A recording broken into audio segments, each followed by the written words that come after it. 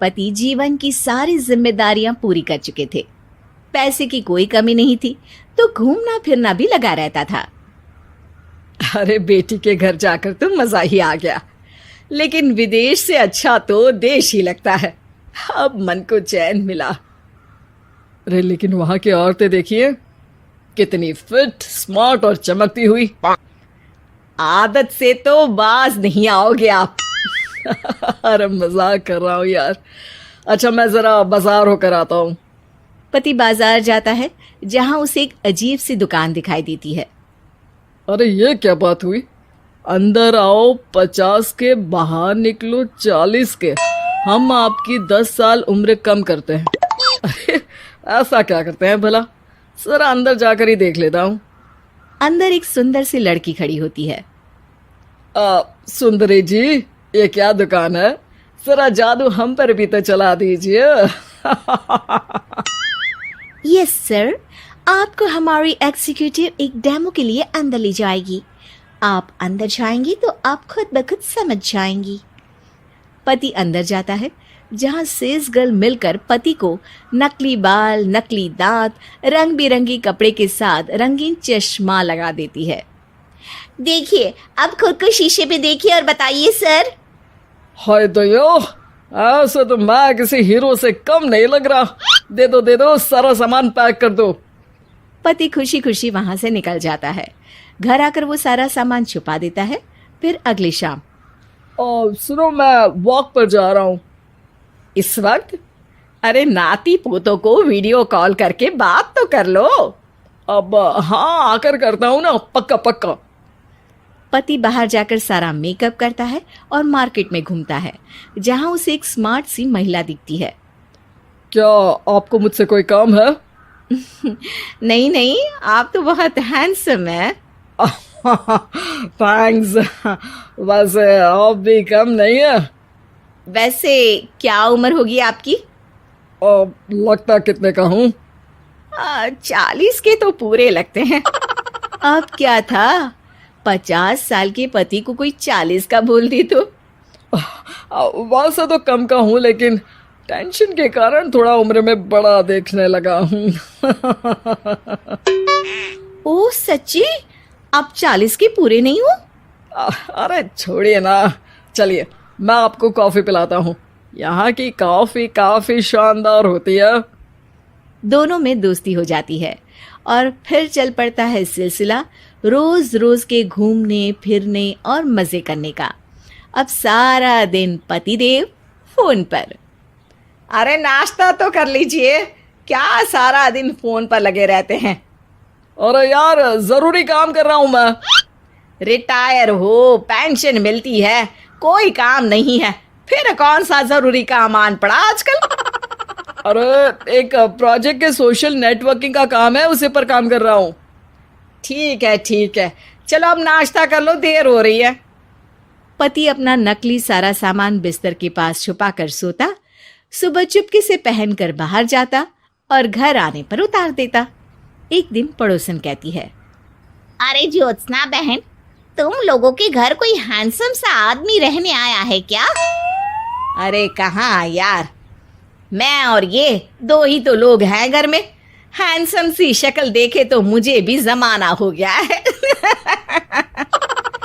अरे पता नहीं, वो जाता तो तुम्हारे ही घर में है, क्या पता कौन होगा। अरे तुम्हारी उम्र हो रही है ना, और भाई साहब को भी गए 5 साल हो गए, शायद इसीलिए अब सारे हैंडसम नजर आ रहे होंगे। पड़ोसन भी ज्योत्सना की बात पर मुस्कुराकर वहां से चली जाती है। एक दिन, अरे सुनो जी, बहू बेटा और पोता आ रहे हैं, कुछ दिनों के लिए वो हमारे साथ ही रहेंगे। अरे शिट यार, ये क्या है? बेटे ने तो कर ली शादी, अब क्या करने आ रहा है यहाँ पर? अरे कैसी बात कर रहे हो जी, इस उम्र में तो माता पिता तरसते हैं कि बच्चे आकर साथ रहे, लेकिन आप है कि। अरे ठीक है ना, लेकिन अब देखो सभी व्यस्त हैं अपनी जिंदगी में, ये लोग आएंगे रहेंगे, कितनी डिस्टर्ब हो जाएगी लाइफ। कैसी बात कर रहे हो? अरे जैसे बहुत हैपनिंग है ना तुम्हारी लाइफ, तो जो बच्चों के आने से डिस्टर्ब हो जाएगी। अरे दिन काटने मुश्किल होते हैं, बच्चे आ जाएंगे तो थोड़ा दिन रात पता तो चलेगा। ओफो, ठीक है, लेकिन बोल देना कि ना कोई मेरे कमरे में आए, ना मेरी लाइफ पे दखल दे कि मैं कहाँ जा रहा हूँ, क्या कर रहा हूँ, समझी? खैर, वो दिन भी आ जाता है जब बहू, बेटा और पोता उन लोगों के घर आते हैं। एक दिन, माँ जी, आज मेड नहीं आई है तो मैं आप लोगों के कमरे में झाड़ू लगा देती हूँ। अरे नहीं बहू, वो तेरे पापा को ना पसंद नहीं है कि कोई उनके कमरे में जाए। तू छोड़ ना, मैं खुद ही लगा दूंगी। सास को समझ में नहीं आता कि आखिर उसके पति ने किसी को कमरे में जाने से मना क्यों कर रखा है। खैर, वो साफ सफाई करके बाहर निकल आती है, लेकिन कहते हैं ना, बच्चा तो अबोध होता है, उसे किसी बात का क्या पता। वो खेलते खेलते दादा के बिस्तर तक पहुंच जाता है और बाहर ले आता है दादा का वो सारा सामान जो वो लगाकर घूमते थे। ज्योत्सना की नजर उस सामान पर पड़ती है। वो बच्चे से पकड़कर कमरे में लाती है और पैकेट खोलकर देखती है। हाय रे दैया, ये क्या? लग रहा है कि आजकल ये प्रोजेक्ट नया मिला हुआ है। बेटे बहू के जाने के बाद ज्योत्सना सोचती है कि वो बात करेगी, लेकिन फिर अरे खुद से बात करूंगी तो मुकर जाएंगे। पता लगाना होगा कि माजरा क्या है। कुछ दिनों बाद, अरे यार, ये बच्चे लोगों के आने से लाइफ ना बड़ी डिस्टर्ब सी रही। मैं कुछ देर के लिए वॉक पर जा रहा हूँ, आराम से आऊँगा 2-4 घंटों के बाद, ठीक है? मैं क्या सोच रही हूँ कि मैं भी आपके साथ चलती हूँ। अरे थोड़ा रिलैक्स मैं भी तो हो जाऊं। हाँ, पड़ोस वाली बुढ़िया के साथ नीचे पार्क में जाकर वॉक करके आ जाओ।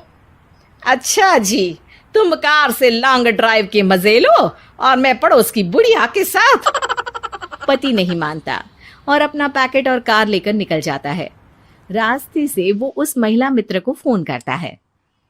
हाय ब्यूटीफुल, मैं कुछ दिनों के लिए आउट ऑफ कंट्री था, आज आ गया तो सोचा तुमसे मिल लूं। हाँ, क्यों नहीं, क्लब में आ जाओ। पति क्लब में पहुंचता है, सारा नकली सामान चिपका भी लेता है, लेकिन उसे पता नहीं होता कि ज्योत्सना ने सबका गोंद निकाल दिया है। ओ बेबी, मैंने आपको बहुत मिस किया। मैंने भी। लेकिन वो जैसे ही हंसता है, उसके नकली बाल गिरकर हाथ में आ जाते हैं, जिससे उसका सर गंजा दिखता है। ओ ये क्या? तभी उसका दांत भी हाथ में आ जाता है और ज्योत्सना के पति का सारा बुढ़ापा उसकी दोस्त के सामने आ जाता है। हे भगवान, अंकल जी, कौन है आप? कैसी बात कर रही हो अंकल? मैं तो तुम्हारा दोस्त हूँ। अरे पर हो तो अंकल ही ना। नकली दांत, नकली बाल और क्या क्या नकली है। पति को गुस्सा आ जाता है। वो महिला के बाल पकड़कर खींचता है, जिसके बाद उसका बाल भी उसके हाथ में आ जाता है और महिला के सारे पके बाल सामने आ जाते हैं। ओह, तो तुम भी उसी दुकान से हो? जाओ 50 की निकलो 40 के। हाँ, बढ़िया आई मुझे अंकल कहने वाली। लेकिन ये समझ में नहीं आ रहा कि मेरे बाल और दांत बाहर कैसे आ गए। तभी वहां ज्योत्सना आ जाती है। जी, मेरी वजह से। चलिए इन आंटी जी को नमस्ते कहिए, फिर घर चलते हैं और वहां मैं बनाऊंगी आपको 40 का।